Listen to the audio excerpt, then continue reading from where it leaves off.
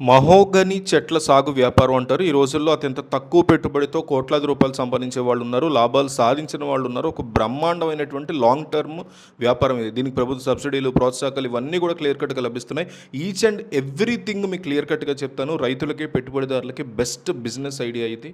అయితే good information ఒక్క comment ఇవ్వండి, నేను మిమ్మల్ని థ్యాంక్ యూ భయ్యా అని. కానీ ఎందుకంటే లైక్ చేయండి, సబ్స్క్రైబ్ చేయండి. యూట్యూబ్లో చరిత్రలో ఎవరు అడగరు మిమ్మల్ని సబ్స్క్రైబ్ చేసుకోవద్దు నా ఛానల్ కానీ మేము అడుగుతున్నాం. ఎందుకంటే మీకోసం మేము రీసెర్చ్ చేసి మాట్లాడి వీడియోలు చేస్తున్నాం. మాకు కావాల్సిన కామెంట్లు, సబ్స్క్రైబర్స్ మాకు కావాల్సిన సబ్స్క్రైబర్లు, లైకులు కాదు, కామెంట్లు కావాలి. బలం ఇస్తుంది. ఎందుకంటే ఒక మనిషి వచ్చి మీరు చేసే పని బాగుంది అని చెప్పడం వేరు, ఒక సబ్స్క్రైబ్ బటన్ కొట్టి వెళ్ళిపోవడం వేరు. మాకు సబ్స్క్రిప్షన్లే వద్దు, కానీ గుడ్ ఇన్ఫర్మేషన్, థ్యాంక్ యూ భయ్యా రెండిట్లో ఒకటి మిస్ అవ్వకుండా కామెంట్ చేయండి. కనీసం 500 మంది అన్న కామెంట్ చేస్తే మేము ఆ కామెంట్స్ చూసి సంబరపడిపోతాం, మురిసిపోతాం. కాబట్టి దయచేసి ఇంత అడుగుతున్నాను కాబట్టి కామెంట్ చేసేసి వీడియో చూడడం మీరు కంటిన్యూ చేయండి.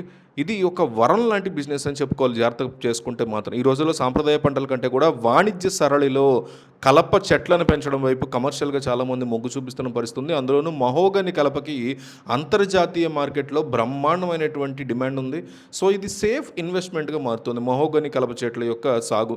దీని నుంచి వచ్చే కలప మాత్రమే కాకుండా 5-6 ఏళ్ల నుంచి సాగేటువంటి స్కై ఫ్రూట్ అనేటువంటి ఒక ఫ్రూట్ లభిస్తుంది. దీని ద్వారా అదనపు ఆదాయం వస్తుంది. సో చెట్లని నరకక ముందే పెట్టిన పెట్టుబడికి ప్రతిఫలం బాగా వస్తుంది. ఇది బ్రహ్మాండమైనటువంటి సాగుని ఎట్లా మొదలు పెట్టాలి, ఎంత పెట్టుబడి పెట్టాలి, లాభాలు ఏ రకంగా ఉంటాయి అనేది క్లియర్ కట్గా నేను మీకు ఇప్పుడు ఎక్స్ప్లెయిన్ చేస్తాను.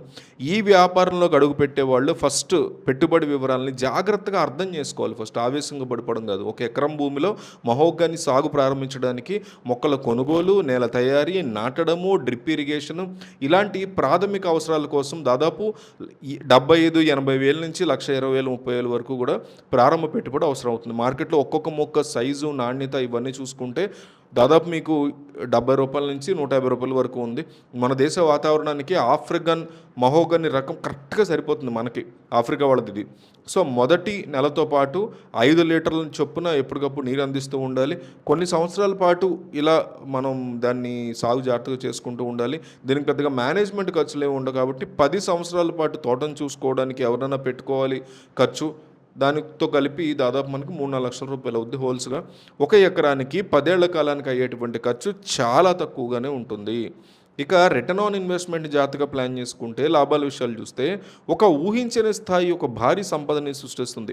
1 ఎకరంలో దాదాపు 500 చెట్లు నాటుకోవచ్చు మనం జాగ్రత్తగా. 10 నుంచి 12 సంవత్సరాల కాలంలో ఈ చెట్లు 35 నుంచి 80 అడుగుల ఎత్తు, 4 నుంచి 6 అడుగుల చుట్టుకొలతతో మంచి కలపగా ఇవి తయారవుతాయి. అల్టిమేట్గా ఒక చెట్టు నుంచి సగటున 50 క్యూబిక్ ఫీట్ల కలప వస్తుందని అంచనా వేసుకున్న ప్రస్తుత మార్కెట్ ధర క్యూబిక్ ఫీట్కి 2,000 నుంచి 3,000 వరకు ఉంది.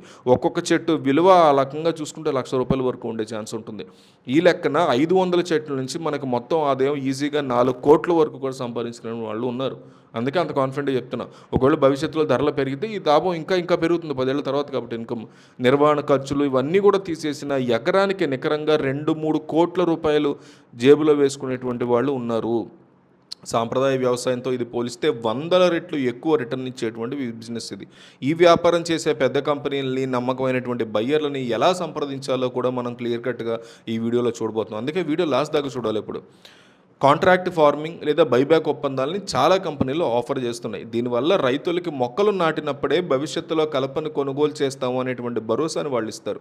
తద్వారా ఈ విధమైనటువంటి వ్యాపార నిర్వాహకుల్ని, నిపుణుల్ని మీరు సంప్రదించడానికి, నాణ్యమైనటువంటి మొక్కల సమాచారం కోసం లేదా ప్రభుత్వ సబ్సిడీల విధానాల కోసం మీరు దగ్గరలో ఉన్నటువంటి ఇండస్ట్రియల్ సంబంధించినటువంటి కంపెనీల వాళ్ళకి మీరు కాల్ చేయొచ్చు.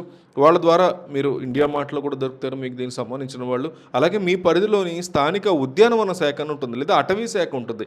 ఆ అధికారులను సంప్రదించడం ద్వారా కేంద్ర రాష్ట్ర ప్రభుత్వాలు దీనికి సంబంధించి ఏ రకమైన రాయితీలు ఇస్తున్నాయని కూడా మీకు క్లియర్ కట్గా తెలుస్తుంది.